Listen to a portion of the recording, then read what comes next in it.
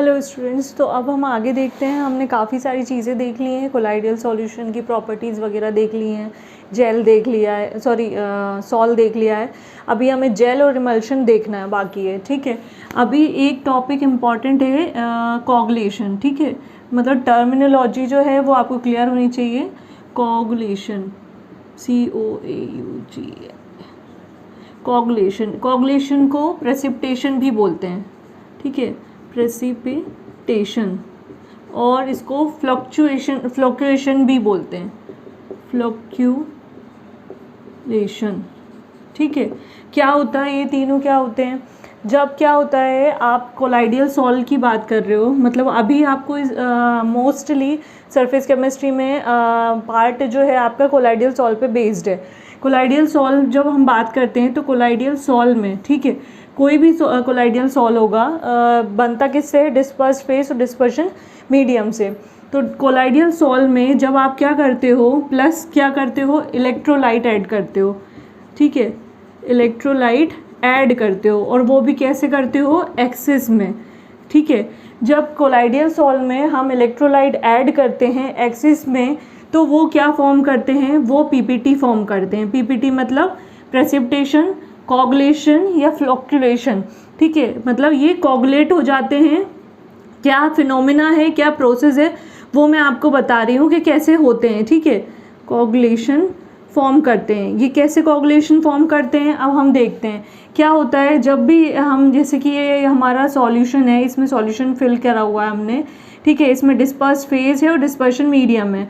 ये colloidal solve के particles हैं। ठीक है, अब क्या होता है, जब इसमें इलेक्ट्रोलाइट ऐड की जाती है, हमेशा याद रखना, चाहे इलेक्ट्रिसिटी हो चाहे इलेक्ट्रोलाइट हो, जहाँ पे इलेक्ट्रिसिटी आ रही है तो वहाँ पे क्या हो गया, इलेक्ट्रिसिटी से चार्ज हो जाते हैं पार्टिकल्स। मतलब किसी भी सॉल्यूशन में जब आप इलेक्ट्रिसिटी पास आउट करते हो तो वो क्या हो जाते हैं? चार्ज हो जाते हैं और आयंस फॉर्म करते हैं। अब यहाँ पे हम क्या कर रहे हैं? इलेक्ट्रोलाइट ऐड कर रहे हैं। तो इलेक्ट्रोलाइट ऐड करेंगे तो ऑब्वियसली पार्टिकल्स जो हैं सॉल्यूशन के, उसमें जो डिस्पर्स फेस होगा या डिस्पर्शन मीडियम होगा, वो भी कैसे हो जाएंगे? वो भी आयंस फॉर्म करेंगे। तो जब हम इसमें इलेक्ट्रोलाइट ऐड करते हैं तो ये क्या कर लेते हैं? ये आयंस फॉर्म करते हैं। ठीक है, आयंस या चार्ज फॉर्म कर लेते हैं, चार्ज फॉर्म करते हैं, जिससे क्या होता है कि पॉजिटिव नेगेटिव फॉर्म में आ जाते हैं। अब ये पॉजिटिव नेगेटिव फॉर्म में जब आते हैं तो एक दूसरे को क्या करते हैं? ये न्यूट्रलाइज करते हैं, एक दूसरे को न्यूट्रलाइज कर देते हैं, न्यूट्रल कर देते हैं। ठीक है, मतलब मान लीजिए, जब मैंने एग्जांपल के लिए लेते हैं हम, ये डिस्पर्शन मीडियम है, डिस्पर्स फेज डिस्पर्शन मीडियम का एक सॉल्यूशन तैयार करके रखा है, और इसमें मैंने एक इलेक्ट्रोलाइट, जैसे कि हम ले लेते हैं BaCl2। ठीक है, बेरियम क्लोराइड, ये क्या है? एक इलेक्ट्रोलाइट है। क्या है? इलेक्ट्रोलाइट। जब हम इस कोलाइडियल सॉल्व में इलेक्ट्रोलाइट ऐड करेंगे तो क्या होगा? ये आयंस बनाएगा। ठीक है, आयंस बनाएगा, या चार्ज फॉर्म करेगा, और चार्ज फॉर्म करने के कारण, जैसे कि Ba है और Cl2 है, ये टूटेगा तो Ba2 positive plus Cl negative, single में टूटेगा। तो जितने भी Ba2 पॉजिटिव रहेंगे वो किससे रिएक्शन करेंगे? जो भी इसमें नेगेटिव चार्ज पार्टिकल रहेंगे, मतलब कोलाइडियल सॉल्व के जितने भी नेगेटिव चार्ज पार्टिकल्स रहेंगे उनसे जाके ये रिएक्शन कर लेंगे। ऐसे ही Cl जो है वो जितना भी नेगेटिव चार्ज पार्टिकल रहेगा, इसमें जितने भी पॉजिटिव चार्ज पार्टिकल रहेंगे उससे रिएक्शन कर लेंगे, और क्या कर देंगे? एक दूसरे को न्यूट्रलाइज हो गए। अब क्या होता है, जो अनचार्ज होते हैं, ठीक है, मतलब जिन पार्टिकल्स पे चार्ज नहीं होता, मतलब ये न्यूट्रलाइज हो गए, न्यूट्रलाइज मतलब ज़ीरो, अब बचा क्या? कुछ नहीं।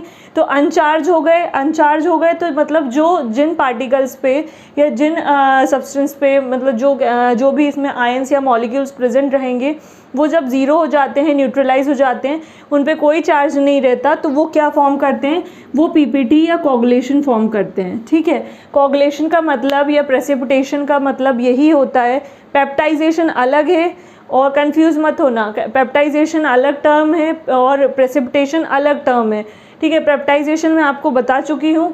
इसमें क्या होता है, कोगुलेशन में एक थक्का जम जाता है, क्लॉड बन जाता है, जैसे कि हमारे ब्लड के क्लॉड बन जाते हैं।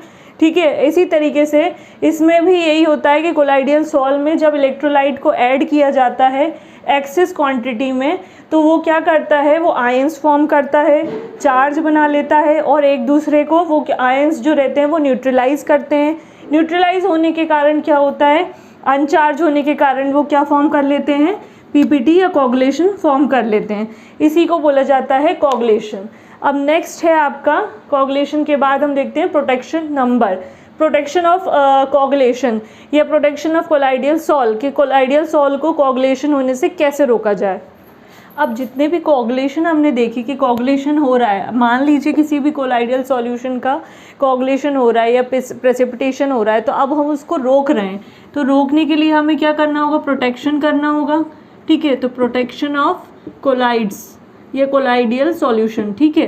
कैसे प्रोटेक्शन करेंगे, कोगुलेशन से, और कहाँ से, किससे, फ्रॉम दी कोगुलेशन से या पीपीटी से। पीपीटी बनने से रोकने के लिए हमें देखना है, तो वो प्रोटेक्शन कहलाती है, या इस पे बेस्ड एक नंबर भी दिया है, वो मैं बताती हूँ क्या होता है, गोल्ड नंबर। जैसे कि हम देखते हैं लायोफोबिक, हमने देखा था लायोफोबिक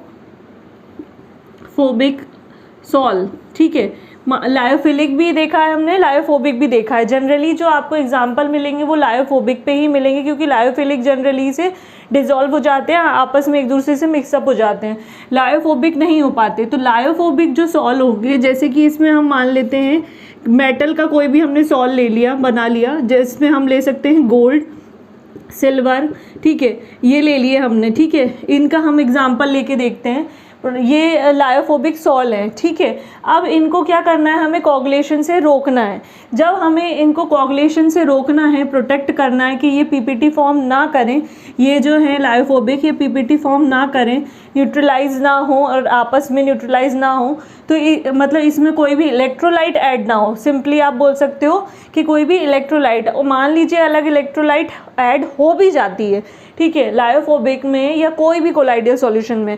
अभी कोगुलेशन देखा, कोगुलेशन में क्या होता है कि जब किसी भी कोलाइडियल सॉल्व में इलेक्ट्रोलाइट को ऐड करते तो वो क्या बना लेते हैं, वो पीपीटी बना लेते हैं। और पीपीटी कैसे बनाते हैं, न्यूट्रलाइज होकर। लेकिन यहाँ पे क्या कर रहे हैं, यहाँ पे अगर हम कोई मेटल ले रहे हैं और उसको पीपीटी बनाने से रोकना है, मतलब उसमें ऑलरेडी ऐड तो है, ऐड हमने क्या कर दिया, इलेक्ट्रोलाइट ऐड कर दिया, लेकिन इलेक्ट्रोलाइट ऐड करने के बाद उसका पीपीटी ना बने, तो उसके लिए क्या करते हैं, हम इसमें ऐड कर देते हैं, इसमें ऐड करते हैं लायोफिलिक सॉल्व, ठीक है। मतलब लायोफोबिक सॉल्व को कोगुलेशन से बचाने के लिए हम उसमें ऐड क्या कर देते हैं, लायोफिलिक आपका सॉल्व ऐड कर देते हैं। इसमें इलेक्ट्रोलाइट ऑलरेडी एडेड रहेगा, ठीक है, कंफ्यूज मत होना। यहाँ पे इलेक्ट्रोलाइट अगर ऐड है तो तब की बात कर रहे हैं, अगर नहीं होगा तो कोई प्रॉब्लम ही नहीं है, क्योंकि वो पीपीटी बनाएगा ही नहीं। लेकिन अगर उसमें लायोफोबिक या किसी भी कोलाइडियल सॉल्व में इलेक्ट्रोलाइट ऐड है और उसे हमें रोकना है किससे, पीपीटी बनने से या कोगुलेशन होने से, प्रेसिपिटेट बनने से, तो हम उसमें क्या कर देंगे, लायोफिलिक सॉल्व ऐड करेंगे। इसका क्या काम होता है, इसका काम होता है लेयर बनाना। एक ये लेयर फॉर्म कर लेती है किसके अराउंड, जितने भी लायोफोबिक सॉल्व के पार्टिकल्स होते हैं उसके अराउंड ये क्या कर लेती है, एक लेयर फॉर्म करती है। जैसे कि ये बीकर है, इसमें हमने लायोफोबिक सॉल्व ले लिया, यहाँ पे आपका लायोफोबिक सॉल्व है। अब यहाँ पे लायोफोबिक के पार्टिकल्स हैं, ठीक है, इसमें एक पार्टिकल लेके देखते हैं, ठीक है, ये लायोफोबिक है, बीच में क्या है, लायोफोबिक सॉल्व है, ठीक है। अब आसपास जब इसमें क्या करेंगे, इसमें इलेक्ट्रोलाइट भी ऐड है, मान लो इसमें हमने NaCl ही ऐड कर दिया है या BaCl2 ही ऐड कर दिया, ये क्या है, आपके इलेक्ट्रोलाइट हैं, ठीक है, इलेक्ट्रोलाइट है। अगर ये इलेक्ट्रोलाइट ऐड है इसमें तो क्या होगा, ये कोगुलेशन करेगा, लेकिन ड्यू टू प्रेजेंस ऑफ क्या, लायोफिलिक, ठीक है, लायोफिलिक सॉल्व के कारण ये क्या करेगा, ये कोगुलेशन नहीं कर पाएगा, ये पीपीटी नहीं बना पाएगा।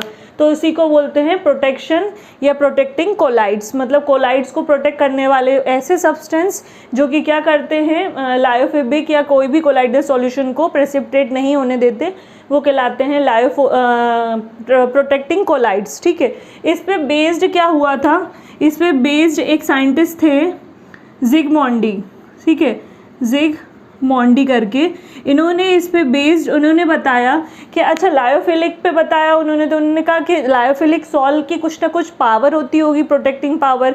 ऐसी कौन सी पावर होती है जिसके कारण क्या होता है कि ये प्रेसिपिटेशन होने नहीं देते। तो पावर को कैलकुलेट करने के लिए जिग्मोंडी ने अपना एक नंबर दिया जिसको बोला जाता है गोल्ड नंबर, ठीक है। मतलब इन्होंने क्या किया, जितने भी लायोफिलिक सॉल्ट थे उन सब की इन्होंने स्टार्च हो गया। अब लायोफिलिक होते क्या है, लायोफोबिक सॉल्ट तो हमें पता चल गया गोल्ड और सिल्वर का हो गया मान लीजिए सॉल्यूशन, ठीक है। लेकिन लायोफिलिक में क्या आएगा, लायोफिलिक मतलब जैसे कि आप बोल सकते हो एल्बुमिन हो गया, ठीक है, एल्बुमिन हो गया, आपका जिलेटिन हो गया, ठीक है, जिलेटिन हो गया, और भी बहुत सारे हैं एग्जांपल्स आप देख सकते हो, स्टार्च हो गया, गम हो गया, ये सारे जो होते हैं ये लायोफिलिक सॉल होते हैं। तो यही हम इसमें ऐड कर देते हैं, सॉल्यूशन ऐड कर देते हैं। तो जिग्मोंडी ने क्या कहा, इन्होंने कहा किस पे बेस्ड था ये, पावर पे। किसकी पावर पे, protecting power of lyophilic salt, ठीक है। ये बेस था गोल्ड नंबर। जिग्मोंडी ने किस पे बेस्ड बताया, पावर पे बेस्ड बताया, और किसकी पावर पे, protecting power of lyophilic salt. Example के लिए लायोफिलिक के लिए जिलेटिन हम ले लेते हैं, ठीक है। जिलेटिन की पावर कितनी होगी, इस बेसिस पे उन्होंने बताया कि जिलेटिन की पावर कितनी है जिसके कारण क्या हो कि ये कोलाइडियल सॉल्ट को या लायोफोबिक सॉल्ट को क्या होने से रोक दे, प्रेसिपिटेट होने से रोक दे। अच्छा ये क्या है, गोल्ड नंबर क्या होता है, ये हमेशा किसके, प्रोटेक्टिंग पावर के इन्वर्सली प्रोपोर्शनल होता है। मतलब अगर वैल्यू किसकी, गोल्ड नंबर की क्या होगी, स्मॉल होगी, ठीक है, वैल्यू स्मॉल होगी गोल्ड नंबर की, तो प्रोटेक्टिंग पावर जो रहेगी, प्रोटेक्टिंग पावर पीपी किसकी ज़्यादा रहेगी, लायोफिलिक की ज़्यादा रहेगी। मतलब ये आप बोल सकते हो gold number inversely proportional to protecting power of lyophilic salt, ठीक है। अगर गोल्ड नंबर की वैल्यू ज़्यादा रहेगी तो प्रोटेक्टिंग पावर कम रहेगी, ये हमेशा याद रखना। अब गोल्ड नंबर होता क्या है, इन्होंने बताया, मान लीजिए हमने क्या लिया, 10 ml लिया सॉल्ट, किसका, गोल्ड का लायोफोबिक सॉल्ट लिया हमने, ठीक है। मतलब इसमें सॉल्यूशन में एक कोलाइडियल सॉल्यूशन है जिसमें गोल्ड प्रेजेंट है, इन्होंने गोल्ड ही लिया, मतलब गोल्ड मेटल जो है आपकी वो ली और उसी का सॉल्ट लिया, ठीक है। 10 ml गोल्ड के सॉल्यूशन में जब हम क्या करते हैं, 1 ml ऑफ NaCl का 10%, ठीक है, NaCl 10% ऐड करते हैं। इसको ऐड करने के बाद मिलीग्राम्स में जो भी वैल्यू आई, ठीक है, मिलीग्राम्स में जो भी वैल्यू आई उसके बेसिस पर उन्होंने बोला कि इसके बेसिस पे आप कैलकुलेट कर सकते हो गोल्ड नंबर किसी भी इलेक्ट्रोलाइट का, सॉरी लायोफिलिक सॉल्ट का, ठीक है। कंफ्यूज मत होना, क्या है लायो प्रोटेक्शन कोलाइड्स, क्या पीपीटी क्या है कि लायोफोबिक सॉल्ट जो होते हैं, कोगुलेशन हमने देखा कि बनता कैसे है, जब उसमें इलेक्ट्रोलाइट ऐड कर देते हैं, किसी भी लायोफोबिक बोल सकते हो कोलाइडियल में। अब उसको बचाना है तो बचाने के लिए हम क्या कर दें, उसमें लायोफिलिक सॉल्ट ऐड कर दें। लायोफिलिक क्या करती है, लेयर फॉर्म कर लेती है किसके आसपास, लायोफोबिक पार्टिकल के आसपास, और इलेक्ट्रोलाइट वहाँ पे एज इट इज़ प्रेजेंट रहते हैं, उनका काम नहीं होता, वहाँ पे न्यूट्रलाइजेशन वो नहीं कर पाते। इसी के बेस पे जिग्मोंडी ने एक नंबर दिया, गोल्ड नंबर, जो कि क्या बताता है, प्रोटेक्टिंग पावर बताता है लायोफिलिक सॉल्ट का।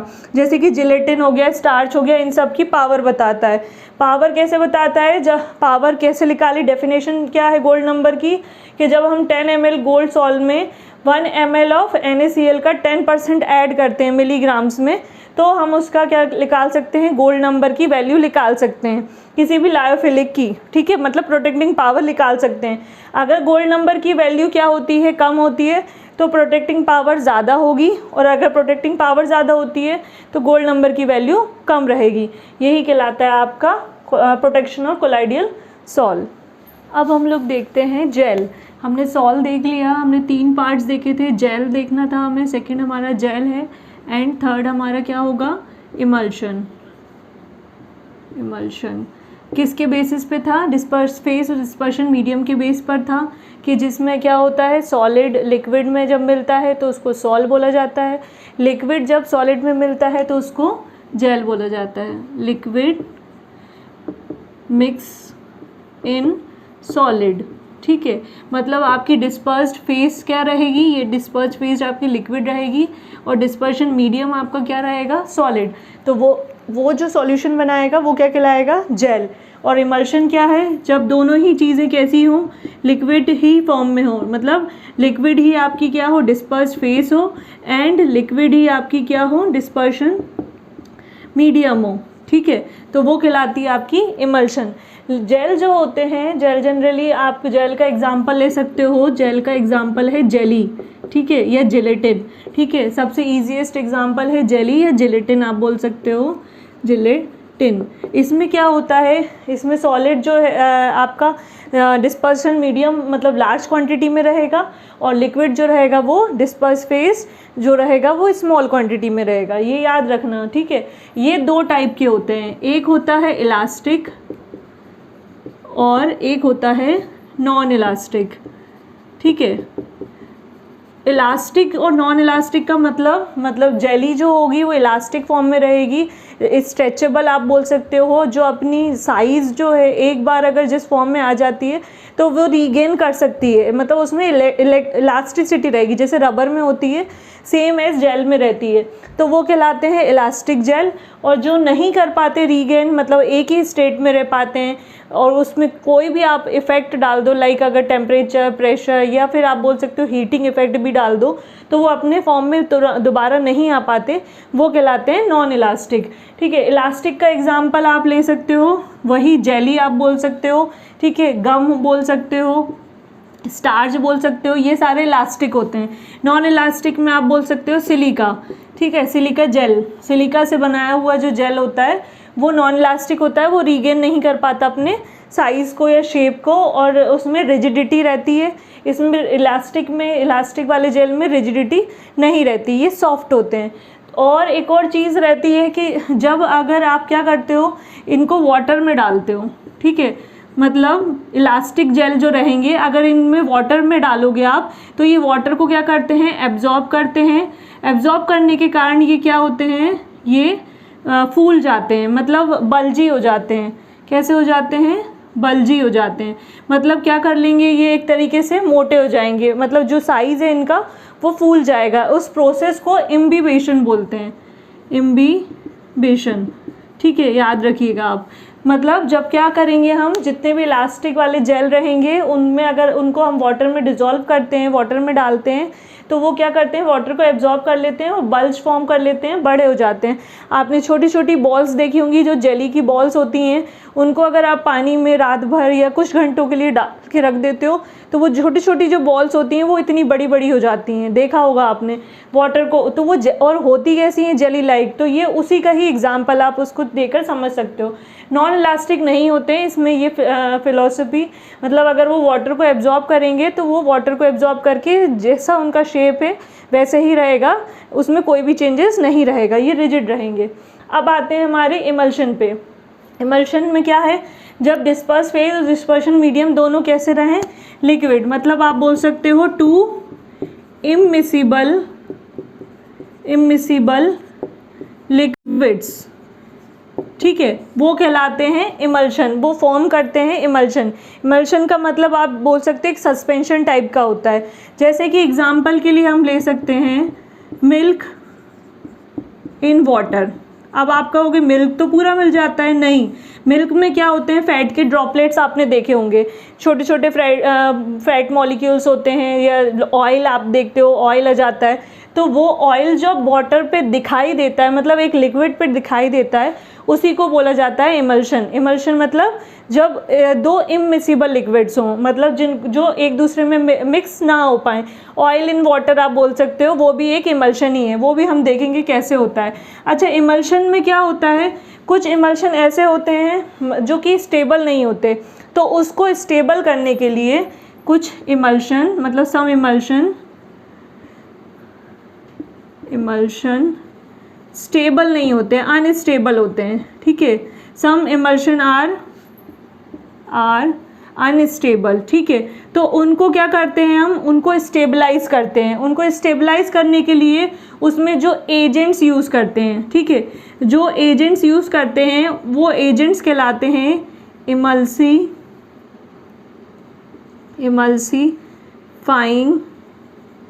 एजेंट, ठीक है।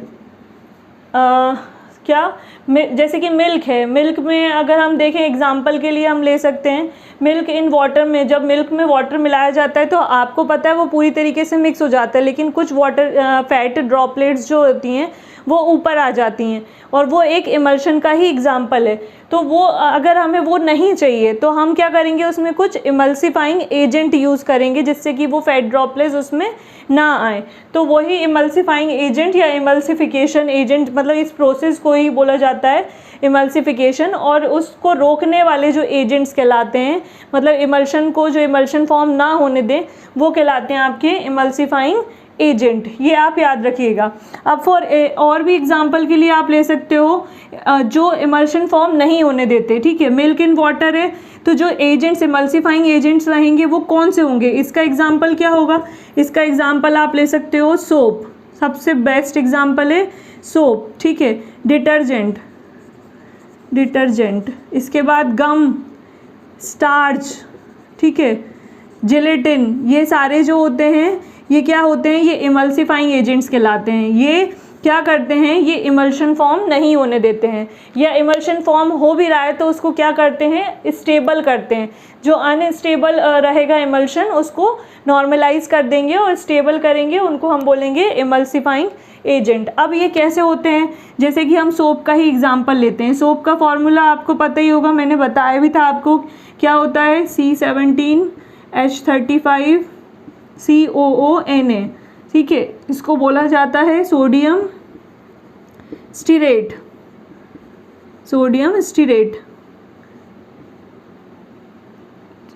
TE, ठीक है।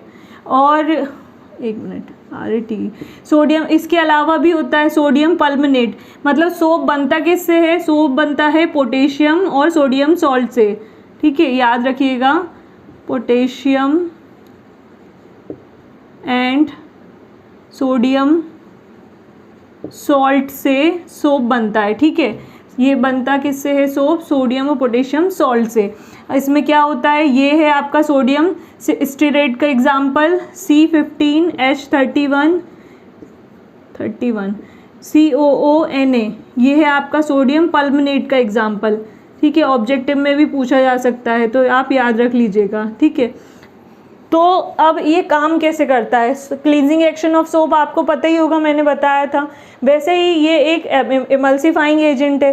अगर इमल्शन लिखने को आता है तो इमल्शन में आप डेफिनेशन लिखोगे, इसमें डिस्पर्स फेस कौन सी होती है, डिस्पर्शन मीडियम कौन सा होता है, दोनों इममिसिबल होते हैं। एग्जाम्पल के लिए मिल्क इन वाटर दोगे, लेकिन इसमें स्टेबिलिटी को कम करने के लिए, बढ़ाने के लिए, स्टेबिलिटी को बढ़ाने के लिए हम कुछ एजेंट्स यूज़ करते हैं, वो कहलाते हैं आपके सोप, डिटर्जेंट, स्टार, जिलेटिन, जिनको इमल्सीफाइंग एजेंट भी कहा जाता है। एग्जाम्पल के लिए हम अगर सोप को एक्सप्लेन करेंगे तो सोप में जो C17H35 की जो चेन होती है, ये सारी चेन जो होती है ये क्या होती है, हाइड्रोकार्बन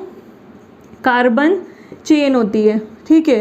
कैसी होती है, ये पोलार होती है, और नॉन पोलार होती है, और साथ में ऑयल में डिज़ोल्व होती है, ऑयल सॉल्यूबल होती है, ये याद रखिएगा। बाकी की बची चेन कौन सी हो गई, COONA, ये वाला जो पार्ट रहता है ये क्या रहता है, ये आपका एल्काइल ग्रुप हो गया, सोडियम वाला पार्ट हो गया, ये होता है पोलार और वाटर में डिज़ोल्व होता है, वाटर सॉल्यूबल होता है, ठीक है। अब ये इमल्शन को कैसे स्टेबल करेगा वो देखते हैं। इमल्शन को स्टेबल करने के लिए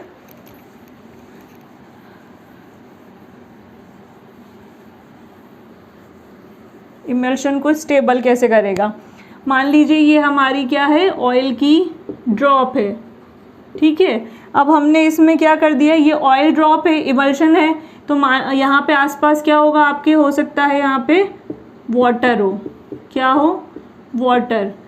हमें क्या करना है, इमल्सीफाइंग एजेंट यूज़ करना है, मतलब अब हम इसमें वाटर में क्या मिला दें, सोप मिला दें, ठीक है। मतलब ऑयल ड्रॉप के साथ ऑयल पार्टिकल हो गए, वाटर हो गया, वाटर के साथ ऑयल क्या करेगा, इमल्शन फॉर्म करेगा, लेकिन हम इसमें क्या कर रहे हैं, सोप ऐड कर रहे हैं। जब सोप ऐड करते हैं तो सोप इस तरीके से एक प्रोटेक्टिंग फिल्म बना लेता है ऑयल ड्रॉप के आसपास।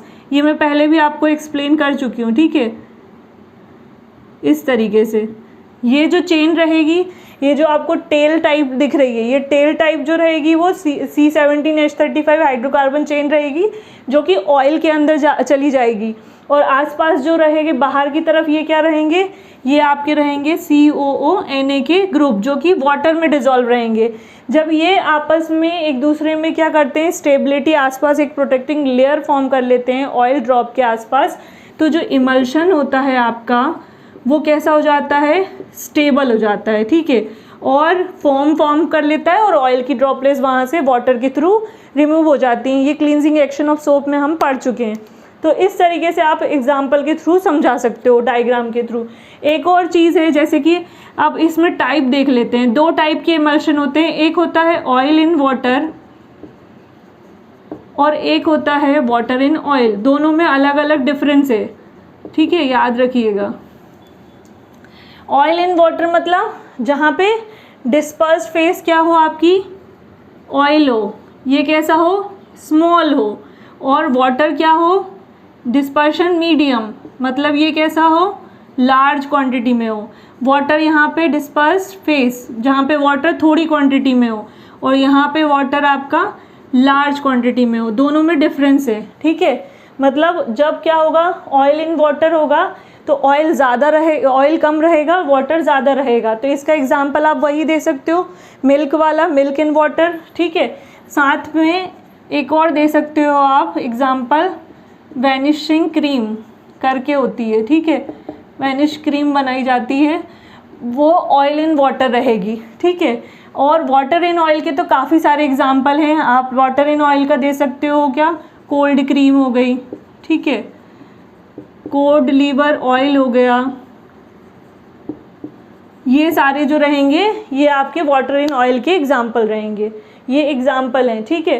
तो जिसमें मतलब, और बटर भी आप दे सकते हो, इसमें क्या आ जाएगा आपका, बटर भी होगा, ठीक है। ये सारे एग्जाम्पल हैं वाटर इन ऑयल के। मतलब जिसमें क्या हो कि ऑयल ज़्यादा क्वांटिटी में रहे और पानी हल्का क्वांटिटी में रहे। वाटर को अगर गर्म करोगे तो हल्के हल्के बबल्स आते हैं, वाटर के बबल्स आते हैं, देखे होंगे आपने। तो इसलिए उसमें क्या होता है, वो वाटर इन ऑयल का इमल्शन होता है, और ऑयल इन वाटर अलग होता है। जैसे कि मिल्क वाला इन वाटर बोल सकते हो आप, या वैनिशिंग क्रीम बोल सकते हो। तो ये है आपका इमल्शन। अच्छा, इमल्शन की क्या होती हैं, प्रॉपर्टीज़ भी होती हैं। प्रॉपर्टीज़ कैसे कि मतलब इमल्शन को कहाँ कहाँ यूज़ करते हैं। तो पहला तो हमने देख लिया, क्लींजिंग एक्शन ऑफ सोप आप दे सकते हो। फिर आप बोल सकते हो क्रीम वगैरह बनाने में, मेडिसिन बनाने में भी इसका यूज़ किया जाता है। और अगर आप डेली यूज़ में का हो तो आप डेली नॉर्मल रूटीन लाइफ में, तो वहाँ पे भी आप जैसे कि बोल सकते हो क्रीम हो गया, मिल्क इन वाटर हो गया। ये एग्जांपल आप देके इमल्शन की एप्लीकेशन डिफ़ाइन कर सकते हो। तो ये था आपका इमल्शन।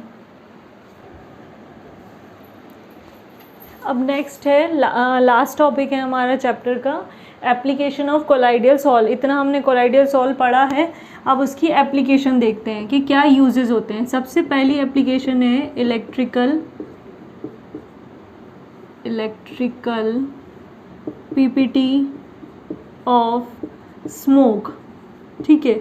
मतलब क्या करें, इलेक्ट्रिसिटी की प्रेजेंस में कोई भी स्मोक है, किसी भी काइंड ऑफ स्मोक है, उसको पीपीटी करना या प्रेसिपिटेशन कर देना। कैसे करेंगे, क्या होता है, बिग सिटीज़ में आपने देखा होगा बहुत सारी फैक्ट्रीज़ होती हैं, जिनमें से क्या होता है, लार्ज अमाउंट में काफ़ी सारा प्रोडक्शन होता है। प्लास्टिक हो गया, रबर इंडस्ट्री हो गई, रबर की फैक्ट्री हो गई, आपकी क्लॉथ इंडस्ट्री हो गई, ठीक है। तो इन सब में क्या होता है, इन सब में आपको देखने को मिलेगा कि इन सब में होती हैं चिमनीज़, ठीक है। चिमनीज़ होती हैं बड़ी बड़ी, जिसमें से क्या निकलता है, स्मोक निकलता है, ठीक है। चिमनीज़ में से क्या निकलता है, स्मोक। इस स्मोक में क्या रहता है, इसमें रहते हैं आपके कार्बन अनबर्न्ड पार्टिकल्स, ठीक है। क्या रहते हैं, कार्बन के अनबर्न्ड पार्टिकल्स, जो कि जले हुए नहीं होते। साथ में आर्सेनिक डस्ट, ठीक है। और भी बहुत सारी चीज़ें होती हैं। ये सारी चीज़ें किस में होती हैं, स्मोक में होती हैं। स्मोक भी एक टाइप का कोलाइडियल कोलाइडियल कोलाइडियल सॉल है, ठीक है, या पार्टिकल्स इसमें जो रहेंगे वो कोलाइडियल पार्टिकल्स कहलाएंगे, ठीक है। तो हमें क्या करना है, हम एप्लीकेशन देख रहे हैं, एप्लीकेशन में ये देखना है हमें कि कोलाइडियल सॉल्यूशन का कहाँ कहाँ यूज़ होता है, ठीक है। तो अब कोलाइडियल सॉल्यूशन में क्या है, कोलाइडियल पार्टिकल्स हैं, ठीक है। अब क्या होता है, जो चिमनीज़ होती हैं उसमें जो स्मोक निकलता है उसमें निकलता है कार्बन अनबर्न्ड पार्टिकल्स, मतलब कार्बन के बिना जले मतलब पार्टिकल्स रहते हैं, आर्सेनिक रहता है, डस्ट रहती है, और भी पार्टिकल्स होते हैं, ठीक है। ये सारे जो रहते हैं ये कैसे होते हैं, अनहेल्दी रहते हैं। इनके कारण क्या होता है, हमें बहुत सारी डिजीज़ हो सकती हैं, इंजurious होते हैं हमारी हेल्थ के लिए, जिससे क्या होता है अस्थमा, ब्रोंकाइटिस, काफ़ी सारी बीमारियां हो सकती हैं, इवन हमें सफोकेशन वगैरह भी होती है। पॉल्यूशन इन्हीं के कारण बढ़ता है। तो इसको ट्रीट कैसे किया जाता है, ठीक है, ये भी एक क्या है, आप कह सकते हो एक पॉल्यूशन कॉजिंग एजेंट है, पॉल्यूटिंग कॉजिंग एजेंट है। तो इसमें सबसे इम्पॉर्टेंट जो है कार्बन, कार्बन क्या रहता है, ये होता है चार्ज्ड, ठीक है। ये कैसा होता है, चार्ज्ड होता है। चार्ज्ड होगा तो ओब्वियसली ये कोगुलेशन नहीं कर पाएगा, मतलब प्रेसिपिटेशन नहीं कर पाएगा। तो इसको हम बेसिकली प्रेसिपिटेट ही करते हैं, मतलब जितना भी स्मोक है उसको क्या कर दो आप, उसमें जितने भी पार्टिकल्स हैं, चाहे वो आर्सेनिक हो, डस्ट हो या कार्बन हो, उन सारे पार्टिकल्स को क्या कर दो आप, प्रेसिपिटेट कर दो, कोगुलेट कर दो। प्रेसिपिटेशन करना या कोगुलेशन करना मतलब नीचे जमा देना, जिससे कि क्या हो, गैस जो हो वो पूरी आपकी फ्री फ्रॉम दी जो भी वेस्ट पार्टिकल्स हैं या डर्ट पार्टिकल्स हैं उससे फ्री हो जाए और पॉल्यूशन कॉज ना करे, हेल्दी रहे। तो वही ये एक एप्लीकेशन यहाँ पे दी गई है। तो क्या किया जाता है, एक मेथड भी बनाई गई है कोटरेल की, कोटरेल स्मोक प्रेसिपिटेटर, ठीक है, प्रेसिपिटेटर। ये क्या है, एक चिमनी है या आप बोल सकते हो एक मशीन है, ठीक है, कोटरेल की स्मोक प्रेसिपिटेटर, जो कि स्मोक को क्या कर देती है, पीपीटी फॉर्म में या कोगुलेट फॉर्म में ले आती है। क्या होता है, ये इस टाइप का चैम्बर रहता है, इसमें क्या किया जाता है, इसमें जितना भी स्मोक रहता है, ठीक है, इलेक्ट्रिकली चार्ज रहेगा, पॉजिटिव और नेगेटिव रहेंगे इसमें, ये याद रखिएगा। क्यों, क्योंकि यहाँ पे क्या हो रहा है, कार्बन जो है वो चार्ज्ड है, चार्ज पार्टिकल्स यूज़ कर रहे हैं। इसमें क्या किया जाता है, इस तरीके की मेटल की प्लेट लगाई जाती हैं, ठीक है, ये है क्या, मेटल की प्लेट, मेटल प्लेट, ठीक है। ये मेटल की प्लेट यहाँ से क्या है, यहाँ से आपके जा रहे हैं क्या, इम्प्योरिटीज़, इम्प्योरिटीज़ मतलब आपका स्मोक जा रहा है, ठीक है, यहाँ से स्मोक को भेजा जाता है, ठीक है, और यहाँ से आपका फ्री स्मोक या फ्री फ्रॉम डस्ट बोल सकते हो, ठीक है, फ्रेश एयर बोल सकते हो, फ्रेश एयर यहाँ से पास आउट होगी। अब क्या होता है एक्चुअली में, जब भी जितना भी स्मोक चिमनी से निकल रहा है वो चिमनी से बाहर मतलब इन्वायरमेंट में छोड़ने से पहले इन बड़े बड़े क्या होता है, मेटल के कुछ टैंक्स होते हैं या मेटल की कुछ ऐसे इक्विपमेंट्स लगाए जाते हैं, उनसे पास आउट कराया जाता है। तो जितना भी स्मोक होगा वो स्मोक हम क्या करेंगे, यहाँ डालेंगे। यहाँ पे क्या लगाई है हमने, मेटल की प्लेट लगाई हैं, जो कि क्या होंगी, खुद भी इलेक्ट्रिकली चार्ज्ड होंगी। तो वो क्या करेंगी, जितना भी यहाँ पे कार्बन आएगा, पॉजिटिव नेगेटिव जैसा भी आएगा, ठीक है, वो सारा या जो भी पार्टिकल्स आएंगे पॉजिटिव नेगेटिव, वो पार्टिकल्स यहाँ पे क्या हो जाएंगे, सारे इन मेटल प्लेट के आसपास क्या हो जाएंगे, जमा होंगे, और वो मेटल प्लेट्स जो रहेंगी उनको क्या कर देंगी, प्रेसिपिटेट कर देंगी और कोगुलेशन कर देंगी, जिसके कारण सारा जो पार्टिकल है वो नीचे आके जम जाएगा, यहाँ पे सेटल हो जाएगा।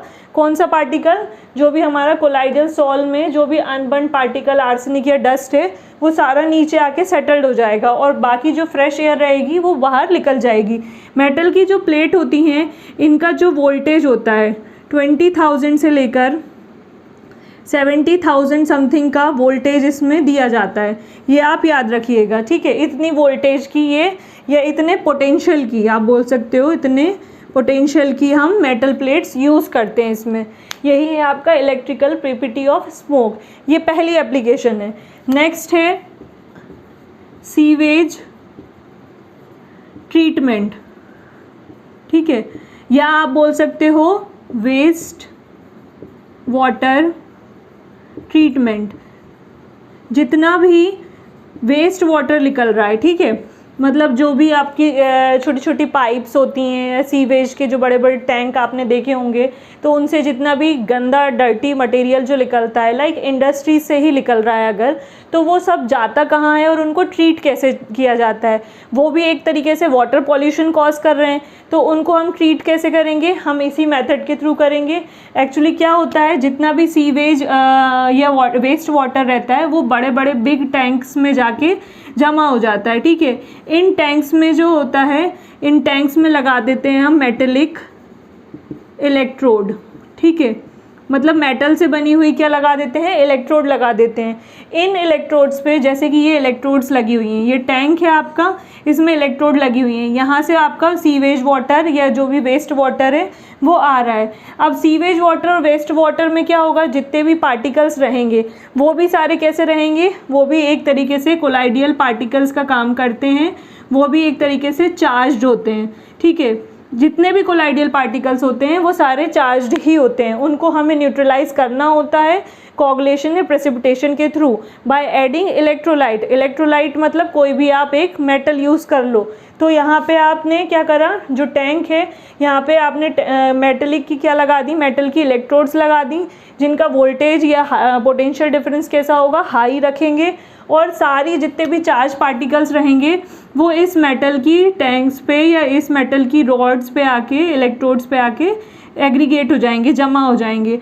और यहाँ से आपका फ्रेश वाटर जो भी रहेगा, मतलब फ्रेश तो नहीं रहेगा, एकदम प्योर तो नहीं रहेगा, लेकिन जो भी वाटर रहेगा वो यहाँ से रिलीज़ हो जाएगा। ये जो यहाँ पे पीपीटी फॉर्म करते हैं, इस जो एग्रीगेट हो जाता है, इस मटेरियल का क्या यूज़ होता है, इस मटेरियल का हम मैन्योर की तरह, खाद की तरह इसका यूज़ करते हैं। और जो वाटर यहाँ से निकलता है उस वाटर को हम इरिगेशन के लिए यूज़ करते हैं, ठीक है। मतलब ये एक तरीके से टेक्निक है कोलाइडियल सॉइल को ट्रीट करने के लिए, जो अभी रिसेंटली की गई हैं।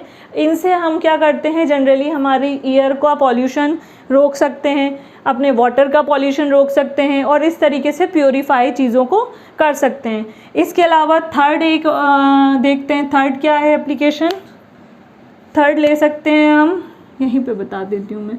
और भी बहुत सारी हैं कोलाइडियल सॉल्यूशन की, अगर एप्लीकेशन देखें तो वो 1 बाय 1 में बताती हूँ। एक होता है purification of water, drinking water, ठीक है। ड्रिंकिंग वाटर जो पीने वाला पानी है, उसको कैसे करोगे आप, सिंपल सा एग्जांपल है, आपने देखा होगा घरों में यूज़ होता है एलम, ठीक है। एलम का मतलब होता है फिटकरी, ठीक है, ये नाम आपने सुना होगा। वाइट कलर की होती है, ठीक है, और हार्ड होती है, मतलब आप क्रिस्टल जैसी होती है। तो एलम का फॉर्मूला क्या है, K2SO4 dot Al2SO4 whole thrice dot 24H2O, ये मॉलिक्यूल्स, ये फॉर्मूला आपने पढ़ा होगा, ठीक है। इसको बोला जाता है एलम या फिटकरी। इसको क्या करते हैं हम, जैसे ही वाटर में डालते हैं, हमारा जो पानी आता है नॉर्मल गंगा वाटर या जिस टाइप का भी वाटर आता है हमारा, वो कैसा होता है, उसमें देखा होगा आपने थोड़ा बहुत सस्पेंशन रहता है, कुछ इम्प्योरिटीज़ रहती हैं। तो या तो हम फिल्ट्रेशन कर लेते हैं, उसको छान लेते हैं, लेकिन उसके बाद भी अगर उसमें इम्प्योरिटीज़ बचती हैं तो हम एलम डाल सकते हैं उसमें। एलम क्या करता है, इसमें एल्युमिनियम मेन काम करता है। जो एल्युमिनियम होता है, ये एल्युमिनियम क्या करता है, एल्युमिनियम 3 पॉजिटिव, ये सारे जितने भी उसमें कोलाइडियल पार्टिकल्स रहेंगे जो कि डिज़ोल्व नहीं हो पाएंगे, जो सस्पेंशन फॉर्म करते हैं, उनको प्रेसिपिटेट कर देता है। प्रेसिपिटेट करके पीपीटी फॉर्म करता है। नीचे आपके जो भी वेसल या आप कोई भी अपना कंटेनर यूज़ करोगे, उसमें जब भी डालोगे तो यहाँ पे नीचे नीचे आपको जमी हुई क्या मिलेंगी, इम्प्योरिटीज़ मिलेंगी, और ऊपर का पानी जो रहेगा वो आपका प्योर हो जाएगा। तो ये 3 एप्लीकेशन हुई। अब आगे देखते हैं और क्या क्या है। नेक्स्ट देखते हैं मेडिसिन में कोलाइडियल सॉल्यूशन का यूज़ किया जाता है। जैसे कि मेडिसिन, बहुत सारी मेडिसिन बनाई जाती हैं, जैसे कि मिल्क ऑफ मैग्नीशिया है, तो इसको स्टमक डिजीज़ के लिए, मतलब जो स्टमक में डिजीज़ हो जाती हैं, कोई भी डिजीज़ होती है तो उसको ट्रीट करने के लिए। फेरिक क्लोराइड हो गया आपका, जैसे कि छोटा मोटा कट हो जाता है आपको, मतलब स्टॉप ब्लीडिंग आप बोल सकते हो, ठीक है। अगर जैसे कि कांच से या मिरर से किसी टाइप का कट हो जाता है, FeCl3 का कोलाइड सॉल्यूशन, ठीक है, ब्लीडिंग को स्टॉप करने के लिए। कोलाइडियल सॉल्व किसका, अगर एग्रोल का यूज़ किया जाता है जनरली आपको आई लोशन बनाने के लिए, ठीक है।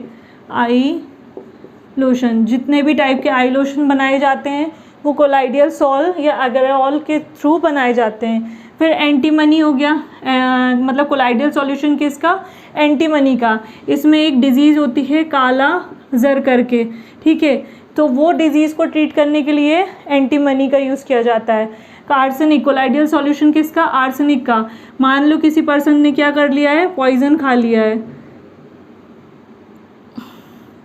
पॉइजन खा लिया है, तो अब वो उसको कैसे करेंगे हम, तो उसको हम कोलाइडियल सॉल्यूशन पिला देते हैं। कोलाइडियल सॉल्यूशन पिलाने से क्या होता है, पॉइजन जितना भी रहता है इसमें फेरिक हाइड्रोक्साइड भी रहता है, ठीक है, फेरिक हाइड्रोक्साइड इसमें साथ में इसमें फेरिक हाइड्रोक्साइड भी रहता है। तो ये क्या करता है, आर्सेनिक और फेरिक हाइड्रोक्साइड आपस में रिएक्शन करते हैं, न्यूट्रलाइज करते हैं। सारा जो पॉइजन होता है, ठीक है, सारा पॉइजन जो रहता है वो आर्सेनिक एब्जॉर्ब कर लेता है और फिर वो वोमिट के थ्रू बाहर आ जाता है, जिससे कि पर्सन बच जाता है। तो इस तरीके से मेडिसिन में भी इसका यूज़ किया जाता है कोलाइडियल सॉल का। अब आते हैं टैनिंग में। टैनिंग आपने जैसे स्किन की टैन हो जाती है हमारी, बाहर धूप में जाते हैं हम, ऐसे ही बहुत सारे एनिमल्स होते हैं जो कि जनरली क्या होते हैं, धूप में ही रहते हैं, तो उनकी टैनिंग को ट्रीट करने के लिए भी कोलाइडियल सॉल्यूशन का यूज़ किया जाता है। मतलब उनकी स्किन कैसी हो जाती है, टैन हो जाती है, उस टैनिंग को रोकने के लिए या उस टैनिंग को सही करने के लिए या हार्ड करने के लिए, या लेदर को बोल सकते हो आप, लेदर को हार्ड करने के लिए, टैन करने के लिए, कलर करने के लिए भी हम कोलाइडियल सॉल का यूज़ करते हैं। डिसइंफेक्टेंट में एग्जांपल आप ले सकते हो, डिटॉल हो गया, ठीक है, आपका लाइसॉल हो गया, ये सारे भी क्या हैं, एक तरीके से कोलाइडियल सॉल्यूशन है। तो एज ए डिसइंफेक्टेंट भी ये यूज़ किए जाते हैं।